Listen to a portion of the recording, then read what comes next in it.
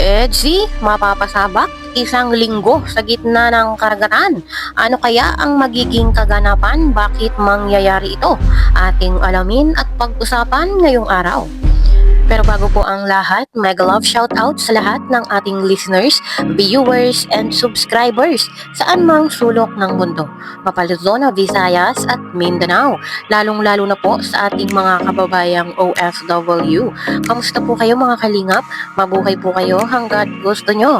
At kung bago ka pa lang sa aking munting YouTube channel, huwag ka nang mahiyang mag-subscribe, like, share, and comment. Huwag mo na rin kalimutang i-click ang notification bell nang sa ganon ay updated ka sa aking mga paparating na video. At syempre, patuloy po nating suportahan si Kalingap Rob at ang ating ama ng Kalingap, ang nag-iisang founder, si Kuya Val Santos Matubang. Kung maaari po ay no skip ads nang sa ganon ay mas marami pa tayong malingap na nangangailangan. At konting paunawa po, kung maaari ay tapusin nyo muna ang kabuuang video nang sa ganon ay akma ang inyong mga komento. Si Biancy kasi ngayon lang, katatapos lang. Tapos may negosyo pang pinag-iisipan. Tapos yung iba gusto pa ng kotse. Ayun, narinig naman po natin mga kalingap, dati pa po itong pinag-uusapan. Ito pong negosyo, business na itatayo para po kay Viancy at sa kanyang pamilya. At alam naman po natin, yun pong magulang ni Viancy ay meron pong babuyan. At kahit papaano ay kumikita po sila doon. At yun nga po, alam naman po natin na successful yung pagpapagawa ng bahay ng kanilang mansyon ng pamilya Batalero. At ngayon po, ang kanila naman pong pinag-iisipan ay yun pong ang business. At alam naman po natin, doon sa side, doon po sa may unahan ng bahay ni Viancy, ang plano nga po doon ay magtayo ng isang sari-sari store. So, bukod po doon ay meron pa pong naiisip na restaurant.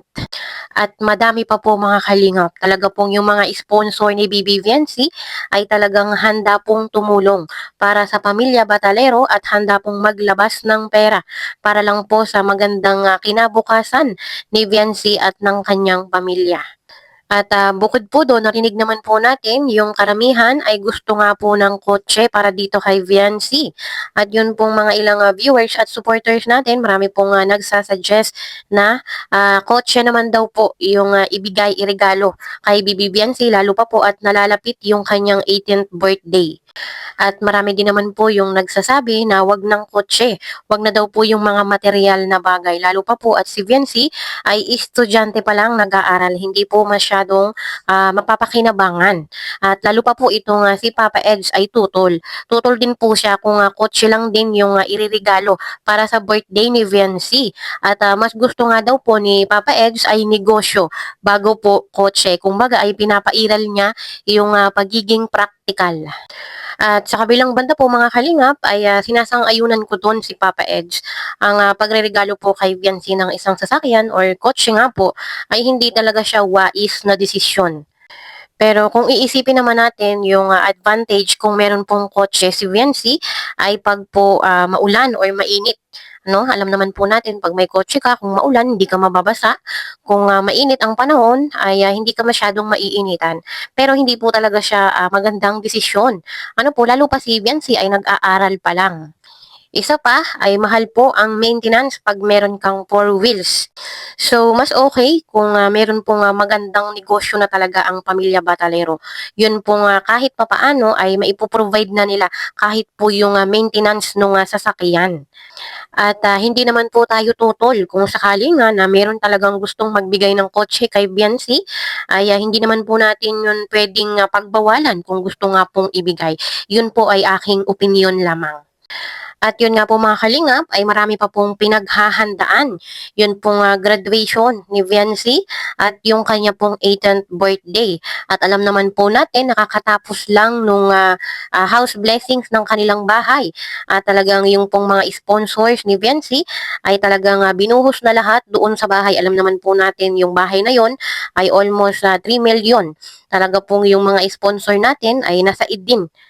At sa kabilang dako nga po mga kalingap ay ito na po. Meron pong pinaplano si Kalingap Rab. Ito po ay cruise ship. Doon po sa ating mga tatlong malalakas na love team. Sila po ay kasama kung sakali pong matutuloy yung kanilang cruise ship. Yun po ay aabot daw ng 1 linggo. 1 linggo po sila sa gitna ng karagatan. At sila po ay pwede nga makapunta ng Hong Kong, Singapore at iba pa pong mga lugar sa ibang bansa. At ito pa naman po ay pinagpaplanuhan pa. At mangyayari po ito ngayong taon. Kung hindi po ako nagkakamali ay ito po ay sa November na. So hoping sana ay makasama lahat para po mas masaya. Ang Eggsy, ang Danjoy at ang Jom Carl ay kasama po dyan. Sigurado po yan. Cruise ship guys, wag niyong kalimutan mga titas, cruise ship. Oh. Hong Kong, Singapore, no? Grabe yan guys, Hong Kong, Singapore.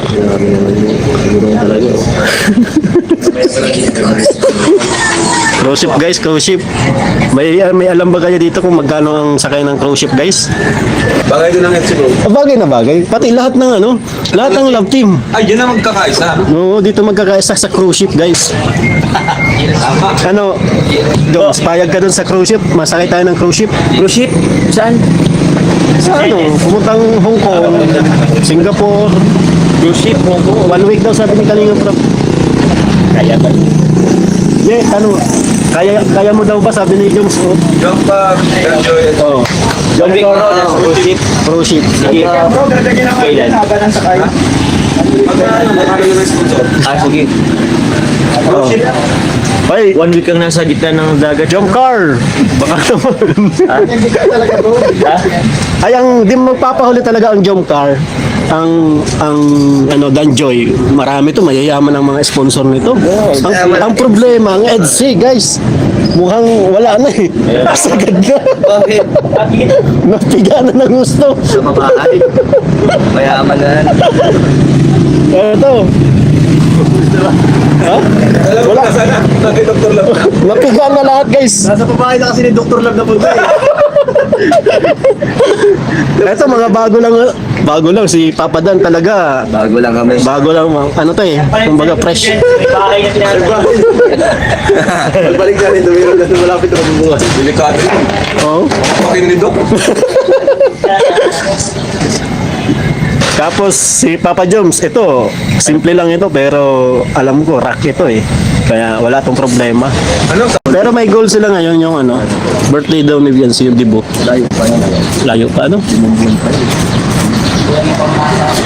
Di, kailan mo balak mag cruise ship?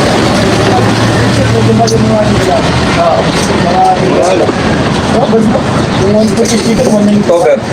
Ay, October, November lang. October. Tama. Pagkatapos pala ng birthday ni Viancy. 18, November. Pwede November. 18 na siya nun eh, November, 18. pwede rin. O di na tayo mahirapan ano? November. Oo.